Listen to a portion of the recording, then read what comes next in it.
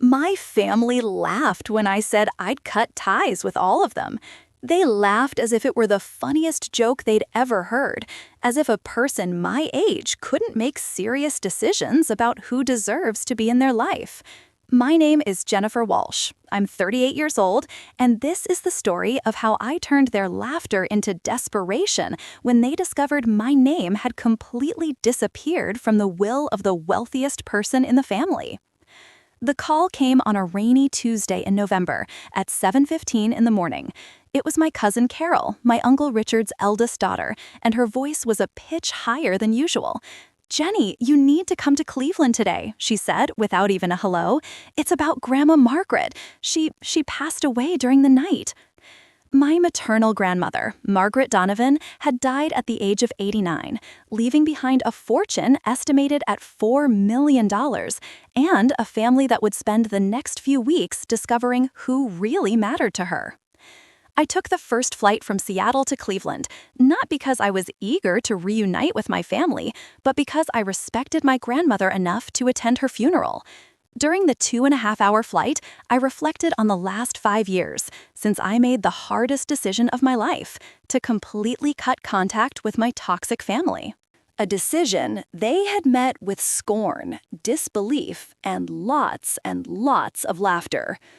When I arrived at the Cleveland airport, my younger brother Kevin was waiting for me in the terminal. He greeted me with a wry smile I knew all too well. "Look who decided to show up," he said, giving me a perfunctory hug. "I thought you'd cut ties with the family." His voice carried that familiar sarcasm, as if my absence for the past few years was just a dramatic phase I was finally getting over. "I'm here for Grandma Margaret, not for you guys," I replied, keeping my voice neutral as we walked to the parking lot. Kevin laughed, in the exact same way he had laughed 5 years ago when I announced my decision. "Jenny, you've always been too dramatic. Family is family, no matter what. You can't just cut people off because they don't agree with everything you do." Grandma Margaret's house in Shaker Heights was filled with relatives I hadn't seen in years. Uncles, aunts, cousins, in-laws, all dressed in black and whispering condolences to one another. When I entered the room, the conversations paused for a moment. I could feel the stares, the silent assessments, and especially that mixture of surprise and poorly disguised amusement. The black sheep had returned to the flock. My mother, Patricia Walsh, was the first to approach. She hugged me with that exaggerated effusiveness she always used in public, especially when she wanted to appear to be the loving, understanding mother. "My daughter, I'm so glad you came," she said loud enough for everyone to hear. "I knew you wouldn't miss your grandmother's funeral, regardless of all this." All this was how she referred to my decision to cut contact with a family that had spent decades mistreating me. My father, Robert Walsh, nodded at me from across the room but didn't come closer. He was never one for emotional displays, especially not with me. My older sister, Amanda, was consoling our Aunt Carol near the piano, but she shot me a look that mixed curiosity and disdain. It was as if my presence was simultaneously expected and unwelcome. During the wake, I overheard snippets of conversations that made it clear everyone was speculating about Grandma Margaret's will. She had been the family's financial matriarch, the only one with truly substantial wealth. Her investments in commercial real estate in Cleveland and Columbus had thrived over the decades, and everyone knew her death would mean a significant redistribution of wealth within the Donovan family. "I bet she left most of it to Richard," I heard my Aunt Susan whisper to my mother. "He was always the favorite." My mother shook her head. "Actually, I think she divided everything equally among all the children. She always talked about fairness." But I noticed that no one mentioned my name in these financial speculations. To them, I had removed myself from the family equation so long ago that they didn't even consider I might be included in Grandma Margaret's plans. What none of them knew was that during the 5 years I had cut contact with the rest of the family, I had maintained a very close and private relationship with my grandmother. We talked on the phone every week, exchanged handwritten letters monthly, and she had even visited me in Seattle twice, always without telling the rest of the family. Margaret Donovan was a sharp woman who understood perfectly why I had made the decision to step away, and she respected my choice completely. But as I stood there, listening to my family speculate about their inheritance and watching them treat me like a tolerated visitor instead of a legitimate family member, I kept my expression neutral and my thoughts to myself. I let them assume I was there just to pay my respects and would then disappear again. It was better this way. The surprise would be much more satisfying when the time came. To understand how I got to that moment, I need to go back to my childhood and explain why I became the black sheep of the Walsh family. I grew up in a house where love and approval were conditional, based on conformity and not causing trouble. My parents, Patricia and Robert, had very specific expectations about how their children should behave, and I never fit perfectly into the mold they had created. Amanda, my older sister, was the perfect daughter. Beautiful, popular, married a successful dentist early on, gave my mother 2 adorable grandchildren, and never questioned the family's expectations. Kevin, my younger brother, followed the traditional male path. He played football in high school, studied business at Ohio State, works in sales for a medical equipment company, and married a woman my mother adores. I, on the other hand, was always the complicated one. I studied journalism instead of something practical, moved to the West Coast to work for an investigative magazine, remained single at 38, and worst of all, developed the terrible habit of questioning family decisions and calling out problematic behaviors that everyone else preferred to ignore. The first major conflict happened when I was 25. Kevin had been arrested for driving under the influence, his second offense, and instead of confronting the developing alcoholism problem, the family decided to protect him by lying to friends and relatives about what had happened. It was just a misunderstanding with the breathalyzer test, my mother would tell anyone who asked. Kevin had barely had anything to drink. When I suggested that Kevin needed professional help for his drinking problem, I was immediately silenced. "Jennifer, you don't live here. You don't understand the situation," my father told me during a tense call. "Kevin is fine. He just needs support from the family, not judgment." Suggesting therapy or a 12-step program was considered a family betrayal, as if I were trying to publicly humiliate Kevin. The pattern repeated itself constantly. When Amanda was clearly unhappy in her marriage and began having an affair with her tennis partner, I was the only one who suggested she should either work on the marriage through counseling or honestly end it. "Jennifer, you don't understand how relationships work," my mother scolded me. "Marriage is about commitment, not temporary feelings." But when Amanda's affair was discovered and caused a public scandal, it was somehow my fault for not having been supportive enough. Grandma Margaret was different. She would listen to me when I talked about these family problems. And although she didn't take sides publicly, privately, she encouraged me to maintain my integrity. "Jennifer, dear," she told me during a visit when I was 30, "families can be complicated. Sometimes the healthiest person is the one who is willing to break unhealthy patterns, even if it makes them unpopular." She had grown up during the Great Depression and understood the value of independence and self-reliance. While the rest of the family saw me as rebellious and difficult, she saw me as strong and principled. "You remind me of myself when I was young," she used to say. "I also didn't take bullshit just to keep the peace." The last straw came when Kevin, at 28, had lost another job because of his drinking and moved back into my parents' house. Instead of insisting he seek treatment, my parents decided to enable his behavior even more. My father got him a job at his company, my mother did his laundry and cooking, and everyone pretended this was temporary help instead of destructive codependency.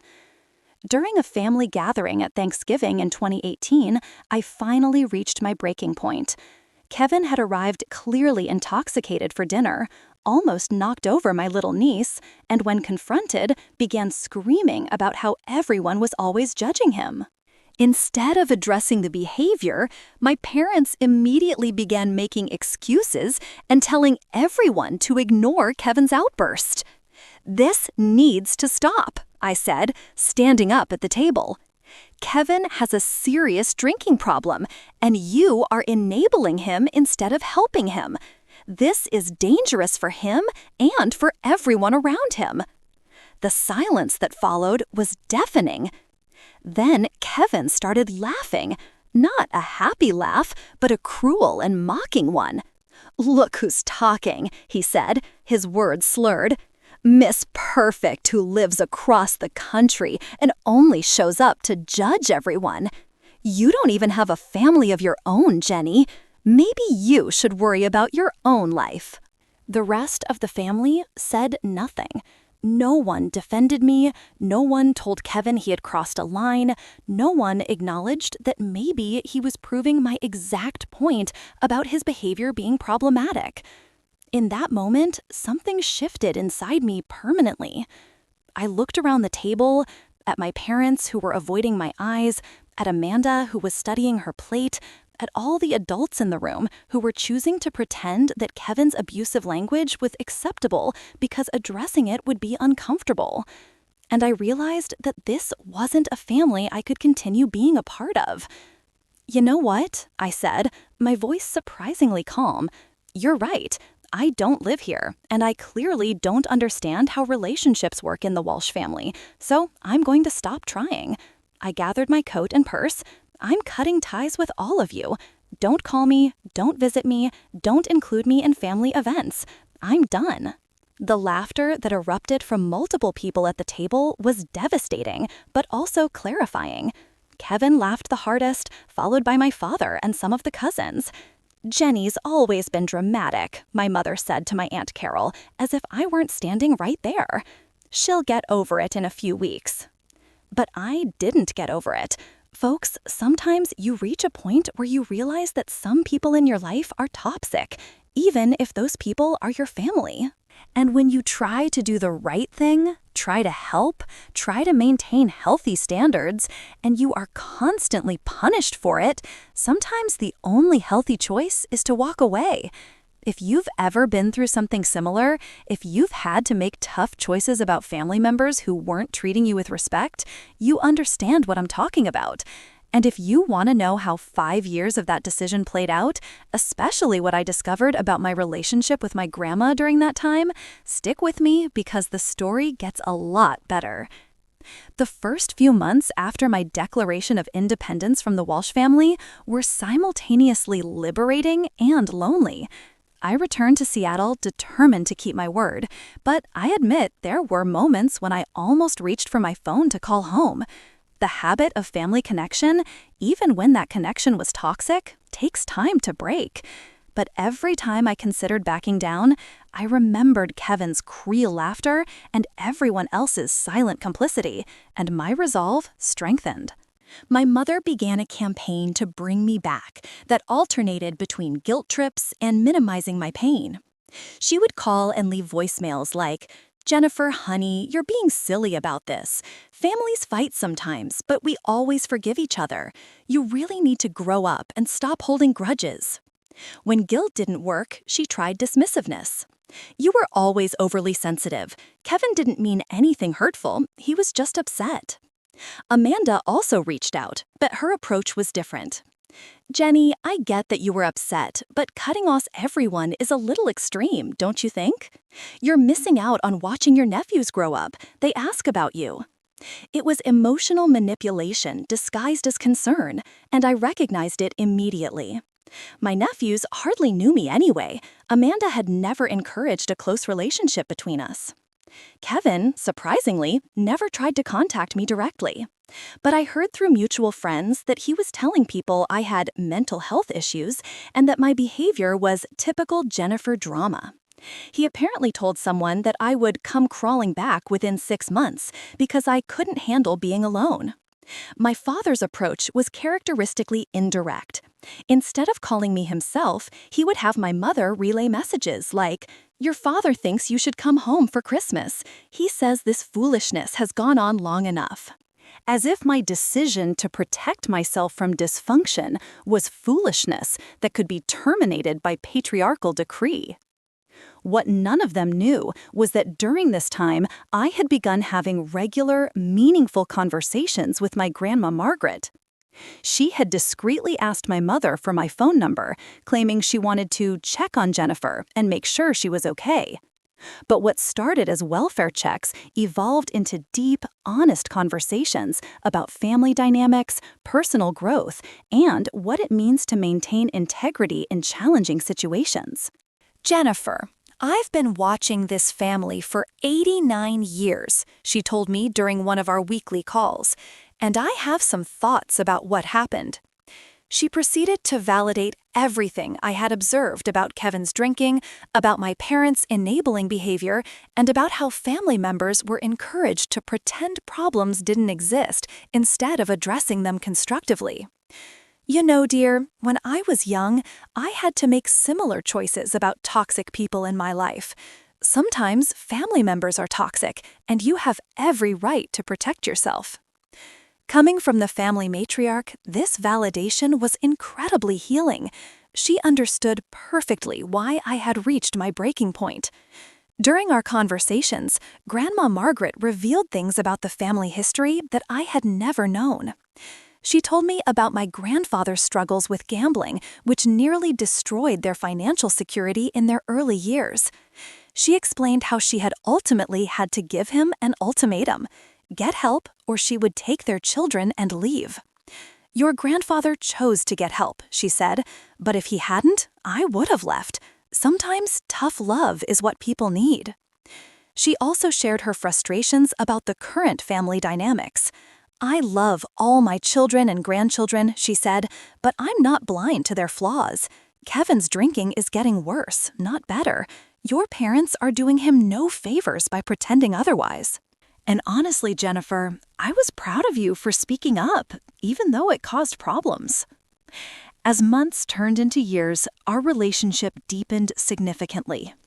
Grandma Margaret began sharing details about her life that she had never told anyone else.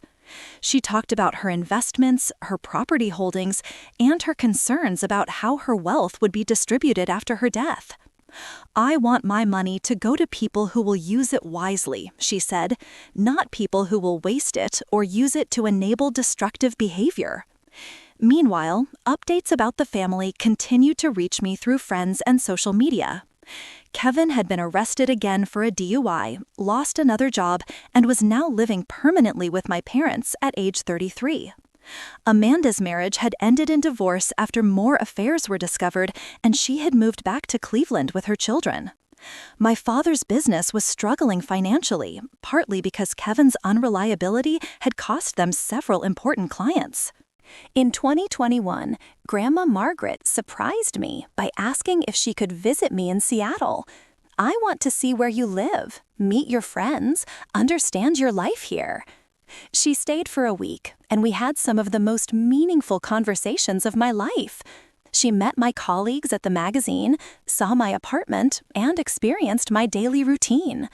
"You've built a good life for yourself, Jennifer," she said on her last day. "You're independent, successful, and most importantly, you're living authentically. I'm very proud of you." Before leaving, she also made a comment that I didn't fully understand at the time. "I've been updating some important papers recently. I want to make sure everything reflects my current values and relationships." In 2022, she visited me again, but this time she seemed more serious, more focused on certain conversations. She asked detailed questions about my work, my financial situation, and my future plans. She also talked more about inheritance and family wealth. "Jennifer, I hope you understand that real love sometimes means making difficult decisions. Sometimes it means rewarding loyalty and integrity, even when those choices are unpopular." During that visit, she also gave me a sealed envelope. "This contains copies of some important documents," she said. keep it safe and don't open it unless something happens to me. And Jennifer, when that time comes, I want you to remember our conversations about tough love and consequences." I put the envelope in my safety deposit box, not fully understanding its significance. What I didn't know at the time was that Grandma Margaret had been quietly, systematically documenting every attempt my family made to contact her about me during those 5 years. Every time my mother tried to get her to talk sense into Jennifer, every time Kevin complained about my selfishness, every time someone suggested that I was being overly dramatic about family problems. She was also documenting Kevin's continued legal troubles, my father's financial problems, and Amanda's relationship chaos. But most importantly, she was documenting the complete absence of accountability, growth, or change in anyone who had been part of that terrible Thanksgiving dinner in 2018. As the years passed, my decision to maintain no contact with my family had proven to be one of the healthiest choices I had ever made. My career flourished without the constant emotional drain of family drama. I was promoted to senior editor at the magazine, won several journalism awards, and developed deep, meaningful friendships with people who respected my boundaries and supported my growth. For the first time in my adult life, I wasn't constantly managing other people's crises or defending my choices to people who had no intention of understanding them. Grandma Margaret and I had settled into a routine of weekly phone calls and monthly handwritten letters. She would update me on family news, always with the perspective of someone who loved everyone but wasn't blind to their continued poor choices. Kevin had now been arrested 3 times for DUI and was facing serious jail time. My parents had spent over $50,000 on lawyers and rehab programs that he repeatedly abandoned. I offered to pay for the best addiction treatment facility in Ohio, she told me during one call, but Kevin insisted he didn't need it, and your parents supported his decision. They said family support was enough. Her frustration was evident. Jennifer, you cannot help people who don't want to be helped, and you cannot enable people without becoming part of the problem. Amanda's situation hadn't improved either. After her divorce, she had jumped into another relationship that ended badly, leaving her with significant debt and emotional problems she refused to address through therapy. Instead, she expected my mother to provide free childcare while she went on dates and financial support whenever she made poor decisions. She came to me last month asking for money to pay her credit cards, Grandma Margaret reported. When I asked about her spending habits, she became defensive and said I didn't understand how expensive it was to be a single mother. But Jennifer, I saw her Instagram posts from her weekend trip to Las Vegas. She's not making good choices. My father's business was failing, largely because Kevin's presence was driving away customers and employees. Multiple people had complained about Kevin showing up intoxicated, being rude to clients, or simply not showing up at all. But instead of addressing the problem directly, my father was considering bankruptcy rather than confronting his son's behavior. "It breaks my heart to watch," Grandma Margaret said. "Your father worked decades to build that business, and he's going to lose everything because he can't admit that Kevin is destroying it." She paused. "You know, Jennifer, sometimes I think about what would have happened if you had stayed and continued fighting this battle. But then I realize that you probably would have been destroyed by it too." During our conversations, she began talking more frequently about death and inheritance. She had watched how my cousins were already making assumptions about her wealth, how they visited her more frequently when they needed money, and how they talked about her investments as if they were entitled to them.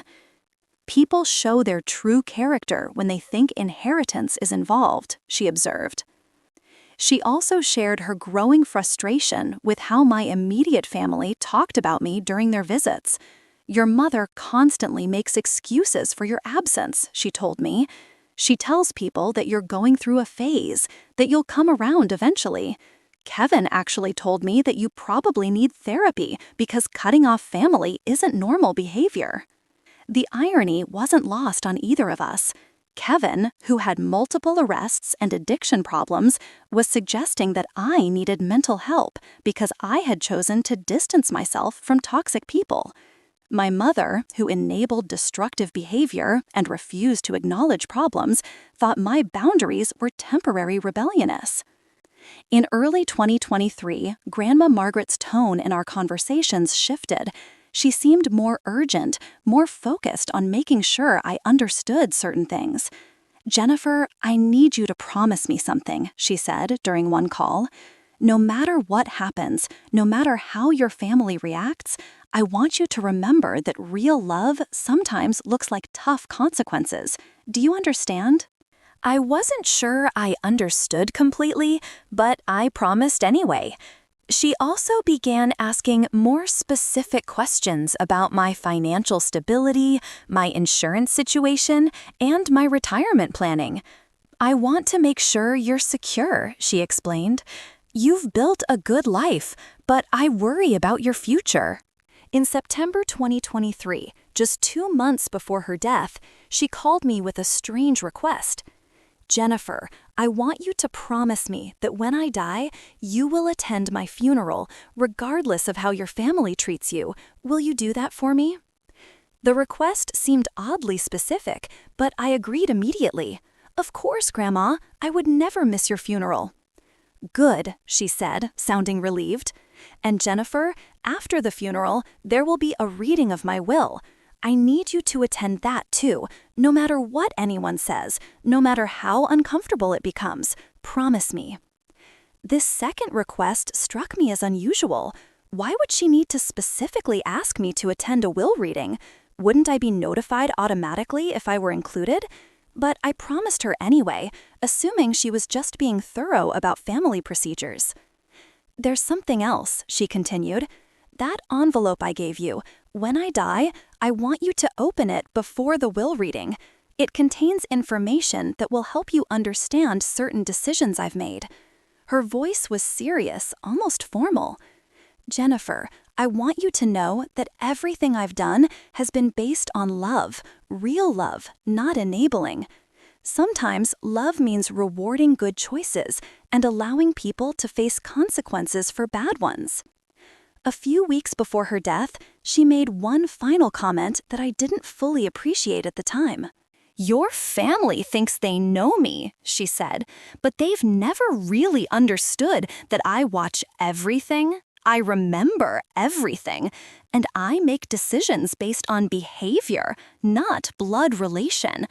They're going to learn some very important lessons about assumptions and entitlement." When I received Carol's call that morning in November, telling me about Grandma Margaret's death, my first emotion was grief. But mixed with the sadness was also a strange anticipation. Something about our recent conversations suggested that Grandma Margaret had been preparing for something significant. And whatever it was, I had a feeling my family was about to discover that their assumptions about inheritance, loyalty, and consequences were spectacularly wrong. The day after the funeral, everyone gathered at the law offices of Hartwell and Associates for the reading of Grandma Margaret's will. I had opened her envelope that morning, as she had requested, and what I found inside left me simultaneously shocked and deeply moved. The documents revealed that over the past 5 years, she had been quietly reorganizing her entire estate based on her observations of family members' behavior, choices, and character. The envelope contained copies of her updated will, detailed notes about why she had made certain decisions, and letter after letter she had written but never sent to various family members about their behavior. There was also a personal letter to me explaining her reasoning and asking me to understand that her choices came from love, not vindictiveness. Sitting in the lawyer's office, surrounded by family members who had barely acknowledged my presence, I watched them display the exact attitudes that had led to Grandma Margaret's decisions. Kevin sat slouched in his chair, clearly hungover, checking his phone instead of paying attention. Amanda was whispering to Carol about how she hoped the inheritance would help her financial problems. My parents looked confident, as if they already knew what to expect. Attorney James Hartwell, a distinguished man in his 60s, cleared his throat and began. Before we begin with the specific bequests, Mrs. Donovan wanted me to read a statement she prepared. He opened a separate envelope and began reading in Grandma Margaret's own words. To my beloved family, I want you all to know that this will reflects careful thought about each of your characters, behaviors, and choices over many years. I have watched how each of you handles responsibility, treats others, faces challenges, and grows from adversity. My decisions about my estate are based on these observations, not on sentiment or obligation. The room was completely silent. I could see people shifting uncomfortably, beginning to realize that this might not be the straightforward inheritance distribution they had expected. Attorney Hartwell continued reading. I believe that true love sometimes requires tough consequences. I believe that enabling destructive behavior is actually cruel, even when it feels kind in the moment. And I believe that people who make good choices, who take responsibility for their lives, and who maintain their integrity even when it's difficult, should be rewarded for those choices. My mother and father exchanged worried glances. Kevin had finally put down his phone and was paying attention. Amanda's whispered conversation with Carol had stopped abruptly. Now, regarding specific bequests, Attorney Hartwell continued, to my son, Robert Walsh, and his wife, Patricia, you are loving parents, but you have enabled destructive behavior in your son Kevin for years, using my occasional financial help to continue that enabling. Therefore, I leave you my house on Maple Street and $25,000 each, with the understanding that you will need to learn financial independence at this stage of your life. My father's face went white. They had been expecting hundreds of thousands, possibly over $1 million. The house was valuable, but nowhere near what they thought they would inherit. My mother's mouth opened and closed silently. To my granddaughter, Amanda Walsh, you have repeatedly made poor choices in relationships and finances, always expecting family members to rescue you from the consequences. I leave you $50,000 with the hope that this final gift will motivate you to develop better decision-making skills. Amanda actually gasped. $50,000 was a significant amount, but she had clearly been expecting much more. Her credit card debt alone was probably close to that amount. To my grandson, Kevin Walsh, you have struggled with addiction for years, and despite multiple offers of help for quality treatment, you have chosen to continue destructive behavior that has hurt yourself and others. I leave you $10,000 to be held in trust and distributed only for legitimate addiction treatment programs if you choose to seek help. Kevin jumped up from his chair. 10,000? That's it? That's fucking ridiculous! His outburst was exactly the kind of behavior that had led to Grandma Margaret's decision, but he was too angry to see the irony. Attorney Hartwell continued calmly. To my other grandchildren and great-grandchildren, various smaller bequests totaling approximately $100,000. He listed several cousins and their children, each receiving amounts between $5,000 and $15,000. The room was buzzing with shocked whispers. People were doing quick math and realizing that we had only accounted for perhaps $400,000 out of a $4 million estate. Where was the rest? Finally, Attorney Hartwell said, his voice carrying a note of satisfaction, To my granddaughter, Jennifer Walsh, you made the difficult decision to distance yourself from family dysfunction, even when that choice was criticized and mocked. You maintained your integrity, built a successful independent life, and showed me loyalty and respect during my final years when others were primarily interested in my financial assets. Therefore, I leave you the remainder of my estate, including all investment properties, stock portfolios, and liquid assets, totaling approximately $3.2 million. The silence that followed was deafening. Then came the explosion. "This is impossible," my mother shrieked. "Jennifer hasn't been part of this family for 5 years. She can't inherit everything." Kevin was screaming obscenities, calling the will fraud, threatening to contest it. Amanda was crying, saying it wasn't fair, that she had children to support. My father just sat there, stunned into complete silence. Attorney Hartwell raised his hand for quiet. There's more. Mrs. Donovan also wanted me to read this final statement. He opened another envelope. "To those who are shocked by my decisions, Jennifer maintained a loving relationship with me throughout her estrangement from the rest of you. She called every week, wrote letters, visited me, and showed genuine interest in my well-being rather than my wealth. She never asked for money, never hinted about inheritance, and never tried to turn me against any of you." The room was dead quiet now, everyone hanging on every word. In contrast, most of you only contacted me when you needed financial help, rarely asked about my health or happiness, and made assumptions about my estate based on entitlement rather than relationship. Kevin, you told me Jennifer needed therapy for cutting off family. Maybe you should consider that she was actually demonstrating healthy boundaries. Patricia and Robert, you told me Jennifer was being dramatic. Actually, she was being principled.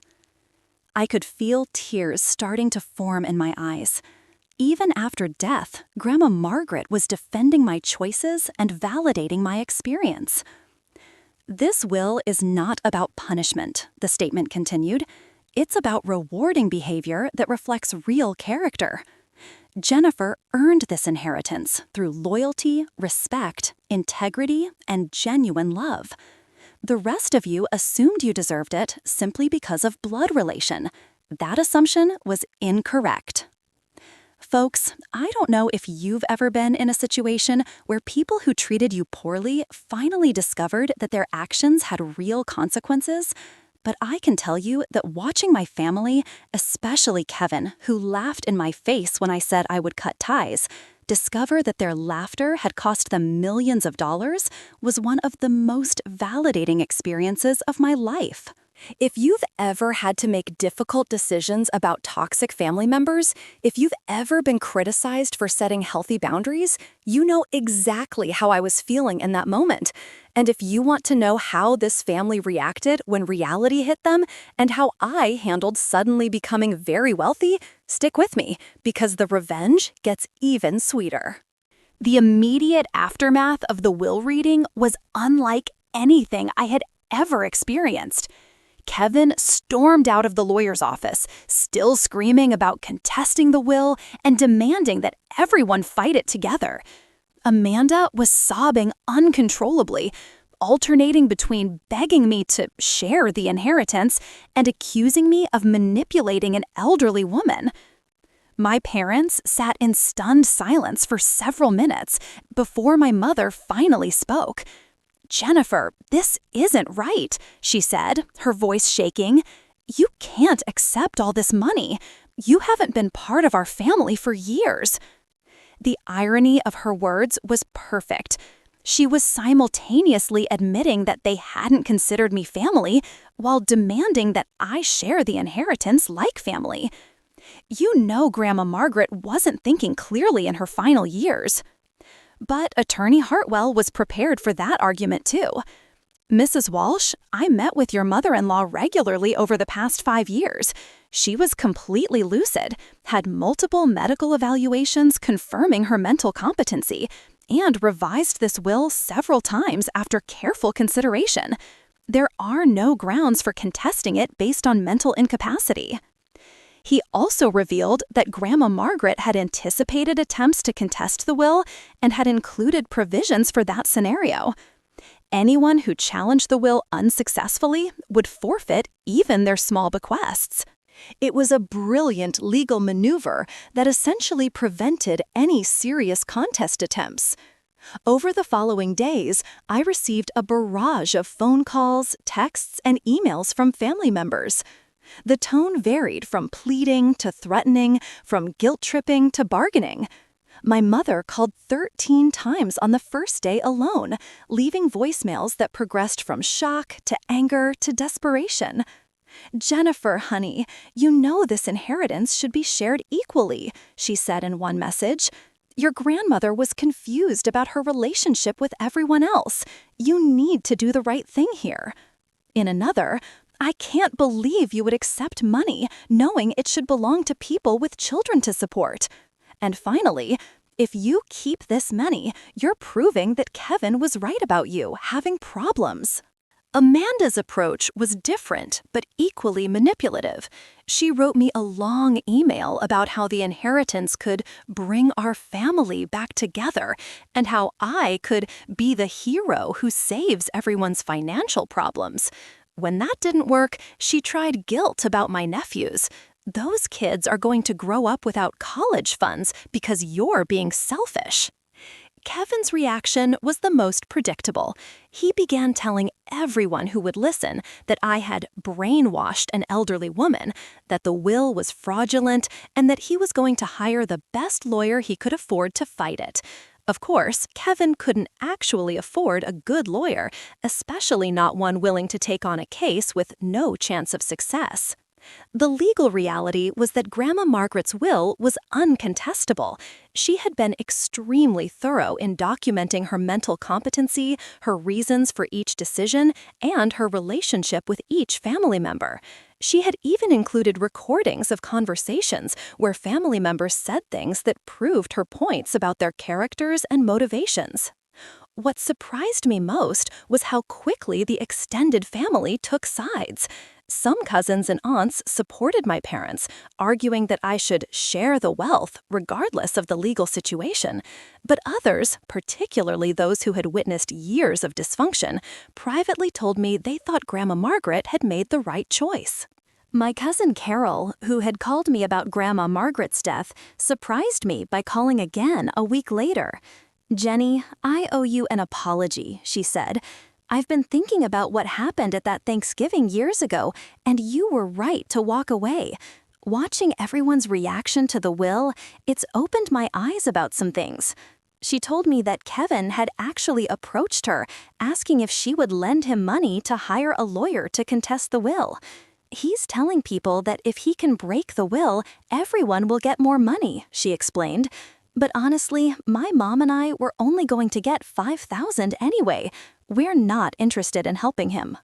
My father called me after 2 weeks, his tone defeated rather than angry. "Jennifer, I'm not going to pretend I understand why your grandmother did this," he said. "But I want you to know that I don't blame you for accepting the inheritance. Maybe we haven't been the family we should have been." It was the closest thing to an apology I had ever received from him. The financial reality of my inheritance was overwhelming.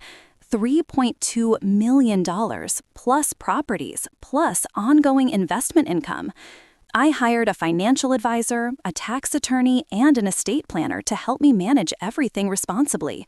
For the first time in my life, I had complete financial security and the freedom to make choices based on what I wanted rather than what I could afford.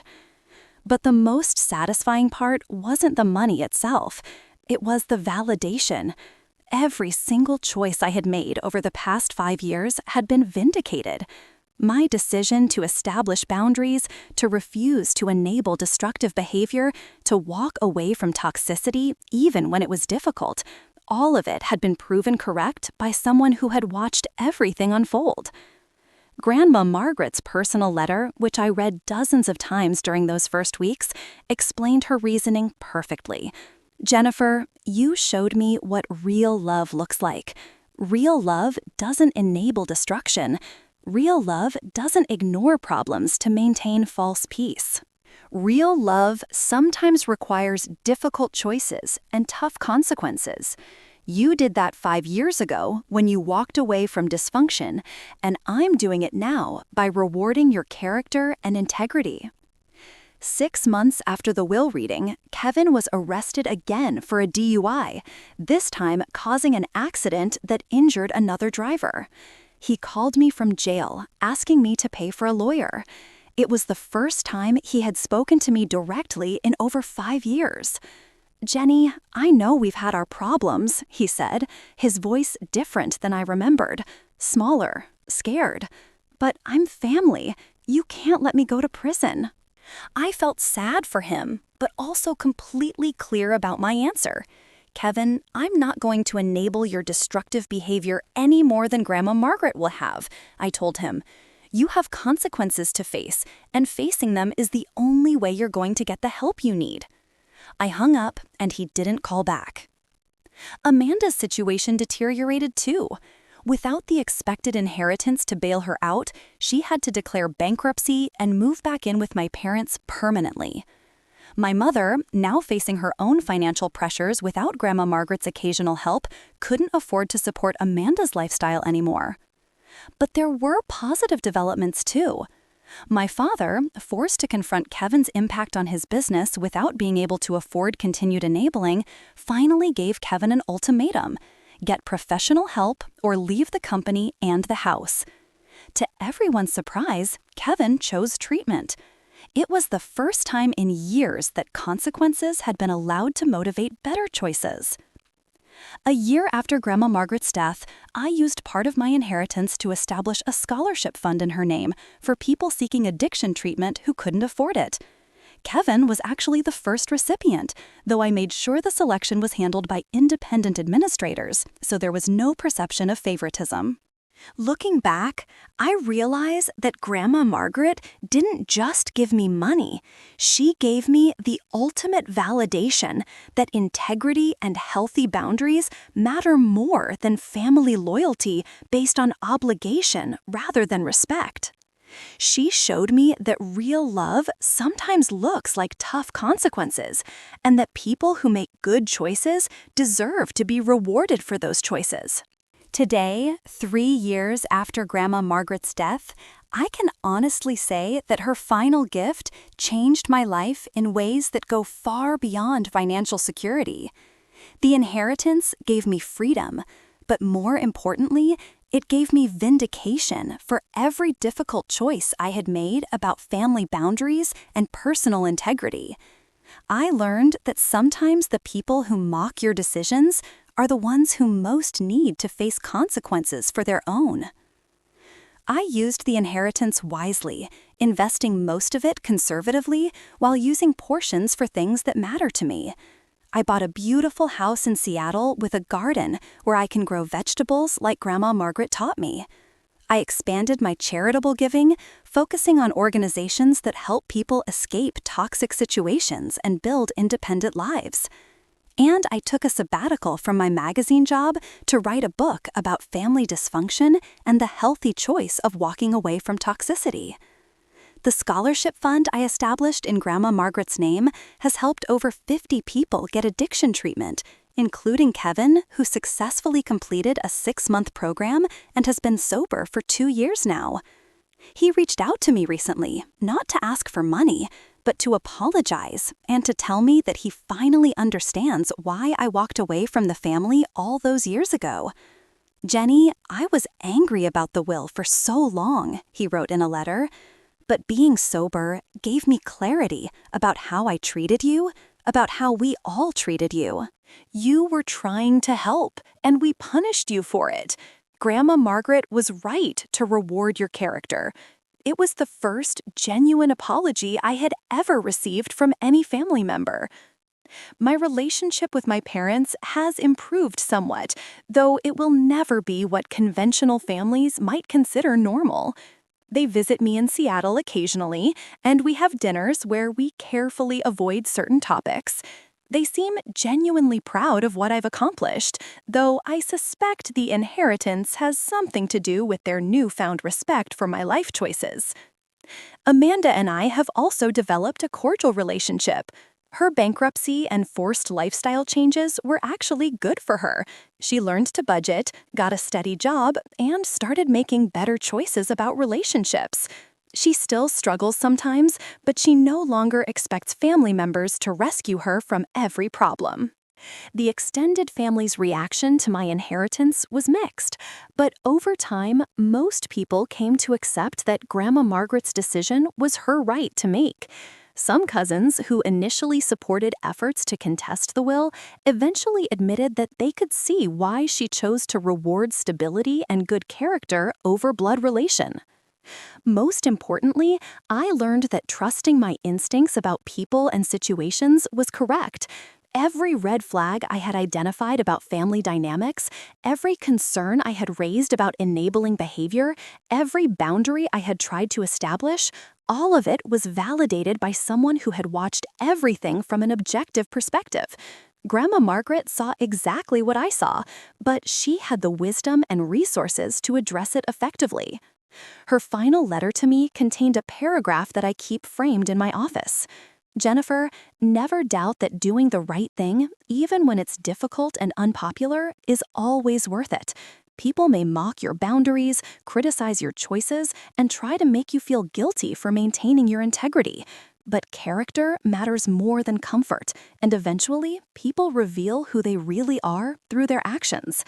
The money was wonderful, but the real gift was the confirmation that I hadn't been wrong, dramatic, or overly sensitive. I had been responding appropriately to genuinely problematic behavior. Sometimes family members are toxic, and walking away from them is not only acceptable, but necessary for your own health and growth. I think about Grandma Margaret often, especially when I'm in my garden or making decisions about my charitable giving.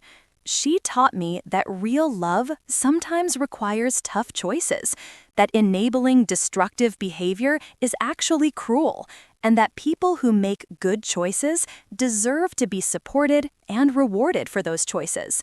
The scholarship fund continues to grow, and I've added other programs: financial literacy classes for people leaving toxic relationships, therapy funding for those who can't afford mental health treatment, and career development programs for people who need to rebuild their lives after walking away from destructive situations.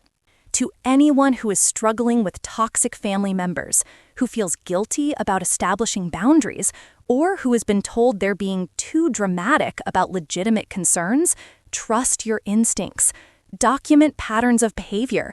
Seek support from people who understand healthy relationships. And remember that you don't owe anyone access to your life simply because of blood relation. Sometimes people will mock your choices, like Kevin mocked my decision to cut ties.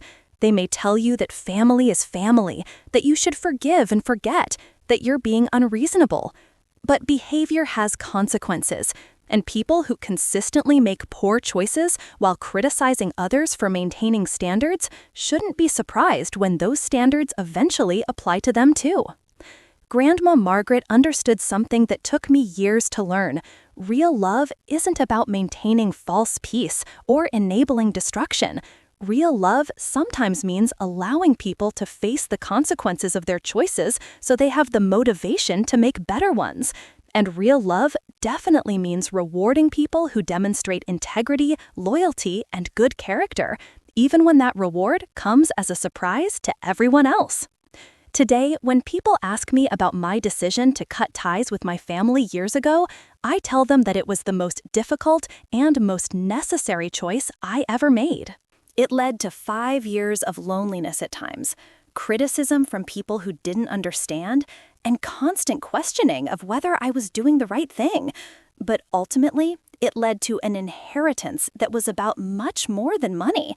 It was an inheritance of validation, of confirmation that character matters, and of proof that sometimes the people who laugh at your boundaries are the ones who need boundaries the most.